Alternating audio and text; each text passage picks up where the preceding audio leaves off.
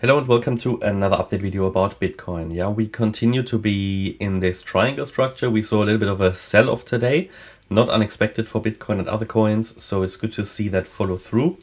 The idea is that as long as we stay below 27,700, you know that we do get another low here into the region of around 25,000, maybe 25,500. But to confirm that the triangle is indeed breaking to the downside, we need to see a break below the B wave low, and that is at 26,360. So the idea remains that this is an Elliott Wave triangle. Yeah, and yeah, it could be something different, as explained in previous videos. I mean, I'm not, saying this is definitely going to be a triangle. It could be something different. That the thing is, we analyze what we see, and honestly, it just adheres to a triangle count, but it could also be a WXY structure, which could go a little higher, where we have resistance at 28,320. That all literally depends on if bulls can take out the 27,700 level, because this level will invalidate the Elliott Wave triangle. Already a break above the C wave high at 27,500 would make a triangle less likely, because it takes out the C wave high, and any E wave, which would be the next swing high, is not allowed to go above the C wave high. I would have to relabel the triangle, and if I relabel the triangle, then yeah, it always means the structure is sort of getting a little bit well, it changes, it morphs, and that makes it unlikely or less likely. Especially, and basically in this example here, the C wave is already so close to the invalidation point that any break above it, I would say, increases likelihood that the 27,700 will break as well. So no change at this stage. The scenario we discussed yesterday in the last few days is still valid, and ideally we're getting another E wave high and come down then, but we'll see. I mean, it literally all depends on the 27.7k level. The move down, yeah, I mean, it looks like it could be a D wave, okay? And what is the target for the D wave? So for that, for the measurement, we take the length of the C wave, no, B wave, sorry, go to the high of the C wave, and you can see we reached the 61.8 extension. What did I tell you over the last week? That the 61.8 extension is a key target for the subwaves in these triangles. Doesn't mean it stops here, but it means that it is typically a level to watch for reaction. Now, at the moment, the reaction is not massively bullish, so it could be that we go a little lower. And if we do, I've just told you the breakout point of the triangle at 26,360. That means if we break below that, we have confirmation that it is actually a direct breakdown. Always bear in mind, confirmation is only based on everything that we can know, that we can see. It is never certainty, because we are dealing here with an environment of uncertainty and probabilities.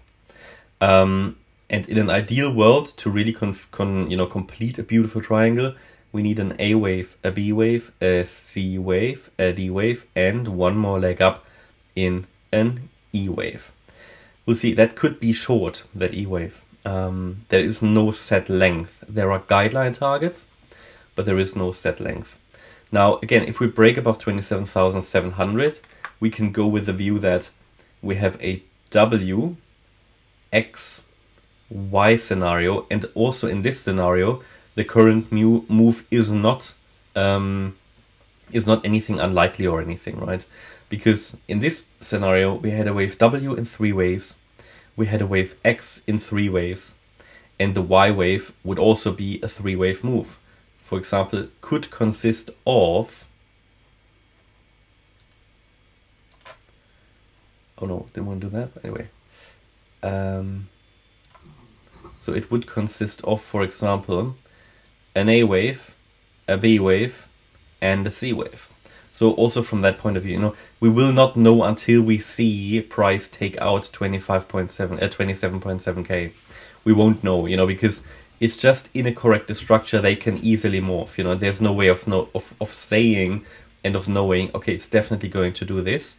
But what we can do, we can identify those inflection points, those decision points, pivot points, where the scenario will morph into another one. And they are typically the places that Elliott Wave traders would use for trading, because, you know, when your scenario gets invalidated, it's typically something else. So they are perfect positions to play stop losses, right?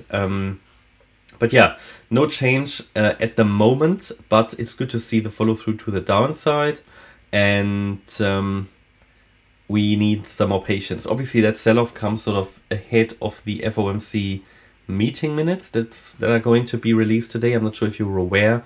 Talked about that in yesterday's video. Maybe we should take a quick glance at what is planned for this week, because here we can see that on Forex Factory today, 24th of May, we have the FOMC meeting minutes, 2 p.m. Yeah, I don't know. Normally they don't, or in the last few months at least, they did not generate too much volatility. Well, maybe they will today. We'll see, depending on what's in there.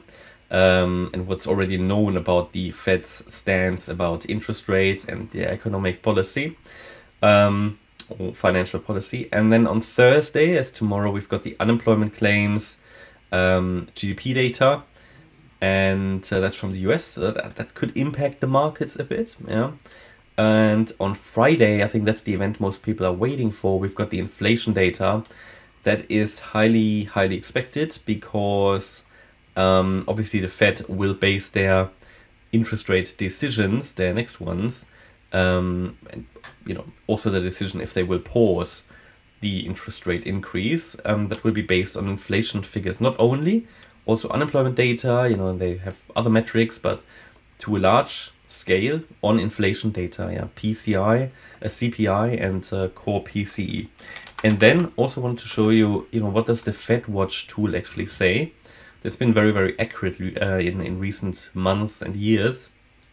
So it basically predicts the interest rate increase, okay, and talks about probabilities and what market participants expect. Now, the next FOMC meeting where they will make the next interest rate decision is going to be in 21 days. So we do have a meeting in June, and here you can see it. So no interest rate increases, basically the left column. That's, leave everything as it is, yeah, is 69% probability and 31% probability, another 25 basis point increase. They are basically the two options, okay? So that's going to be interesting, but that can shift depending on, you know, what's in the minutes and things like that.